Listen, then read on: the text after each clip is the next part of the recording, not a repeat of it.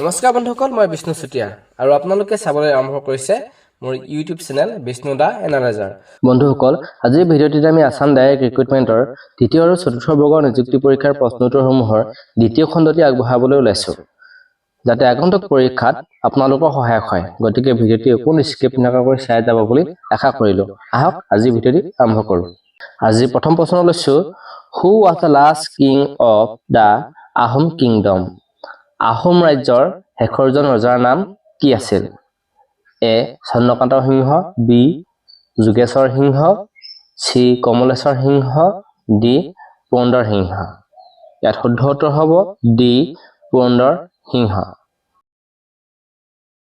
Next প্ৰশ্ন লৈছোঁ, Lakshminath বেজবৰুৱা's poem "অ মোৰ আপোনাৰ দেশ" was first published in? Lakshminath বেজবৰুৱাৰ কবিতা "অ মোৰ আপোনাৰ দেশ" প্ৰথমে ক'ত প্ৰকাশিত হৈছিল? A. Banhi, B. Orunodoi, C. Jonbiri, D. Jonaki. ইয়াত শুদ্ধ উত্তৰ হ'ব এ. বাঁহী। নেক্সট প্ৰশ্ন লৈছোঁ, Bangkok is the capital city of? Bangkok কোনখন দেশৰ ৰাজধানী চহৰ? এ. দক্ষিণ Korea, B. Philippine, C. Indonesia, D. Thailand. ইয়াত শুদ্ধ উত্তৰ হ'ব ডি. থাইলেণ্ড। নেক্সট প্ৰশ্ন লৈছোঁ, who was the chief minister of Assam immediately after Gopinath Bordoloi? Gopinath Bordoloi ঠিক পাছতে অসমৰ মুখ্যমন্ত্ৰী কোন হৈছিল? A. Bimala Prasad Chaliha, B. Saratchandra Sinha, C. Bishnuram Medhi, D. Gopal Borbora. ইয়াত শুদ্ধ উত্তৰ হ'ব বিষ্ণুৰাম মেধি। নেক্সট প্ৰশ্ন লৈছোঁ, where was the first medical college of Assam establish? অসমৰ সৰ্বপ্ৰথম চিকিৎসা মহাবিদ্যালয়খন কোন ঠাইত স্থাপিত হৈছিল? A. Jorhat, B. Guwahati, C. Silchar, D. Dibrugarh. ইয়াত শুদ্ধ উত্তৰ হ'ব ডি. ডিব্ৰুগড়। নেক্সট প্ৰশ্ন লৈছোঁ, which of the following place is adjacent to new Delhi?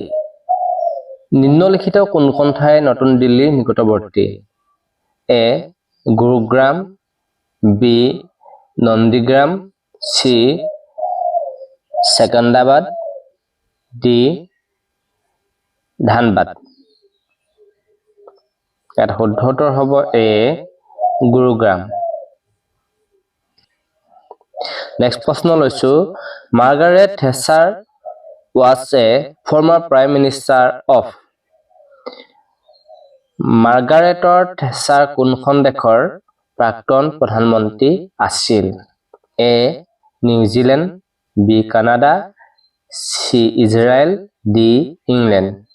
ইয়াত শুদ্ধ উত্তৰ হ'ব ইংলেণ্ড। নেক্সট প্ৰশ্ন লৈছোঁ, the body of water between Russia and আলাস্কাৰ ইজ? ৰাছিয়া আৰু আলাস্কাৰ মাজৰ জলভাগ হৈছে এ. পানামা খাল, বি. বেৰিং প্ৰণালী, চি. চুয়েজ খাল, ডি. পক প্ৰণালী। ইয়াত শুদ্ধ উত্তৰ হ'ব বি. বেৰিং প্ৰণালী। নেক্সট প্ৰশ্ন, which of the following is not a seaside city of India? নিম্নলিখিত কোনখন চহৰ সাগৰৰ তীৰত অৱস্থিত নহয়? A. Bangalore, B. Chennai, C. Mumbai, D. Cochin. ইয়াত শুদ্ধ উত্তৰ হ'ব বাংগালোৰ। নেক্সট প্ৰশ্ন, which of the following vehicle is exempted from NHAI FASTag toll? নিম্নলিখিত কোনবিধ বাহনক ৰাষ্ট্ৰীয় ঘাইপথ প্ৰাধিকাৰী NHAI ফাষ্টেগ টোলৰ পৰা ৰেহাই দিয়া হয়? A. Ambulance, B. Petroleum tanker, C. বয়োজ্যেষ্ঠ নাগৰিকৰ ব্যক্তিগত বাহন, ডি. প্ৰতিৰক্ষা কৰ্মীৰ ব্যক্তিগত বাহন। ইয়াত শুদ্ধ উত্তৰ হ'ব এ. এম্বুলেন্স। নেক্সট প্ৰশ্ন লৈছোঁ, the first modern theatre hall of Assam, the Baan theatre is located in? অসমৰ প্ৰথমটো আধুনিক ৰংগমঞ্চ বাণ থিয়েটাৰ কোন ঠাইত অৱস্থিত? A Guwahati, B Jorhat, C Tezpur, D Nagaon. ইয়াত শুদ্ধ উত্তৰ হ'ব চি তেজপুৰ। নেক্সট প্ৰশ্ন লৈছো, which of the following countries is in South America? নিম্নলিখিত কোনখন দেশ দক্ষিণ আমেৰিকাৰ অন্তৰ্গত? A Somalia, B Bolivia, C Tasmania, D Cambodia. ইয়াৰ শুদ্ধ উত্তৰ হ'ব বি বলিভিয়া। বন্ধুসকল, আজি ভিডিঅ'ত আমি ইমানকে আলোচনা কৰিলোঁ। এইখিনিতে আপোনাক জনাই থওঁ যে যদি আমাৰ চেনেলটো আপুনি নতুনকৈ চাইছে তেনেহ'লে আমাৰ চেনেলটো ছাবস্ক্ৰাইব কৰি ল'ব, যাতে আমি পৰৱৰ্তী খণ্ডটি দিয়াৰ লগে লগে আপুনি পায়। ধন্যবাদ।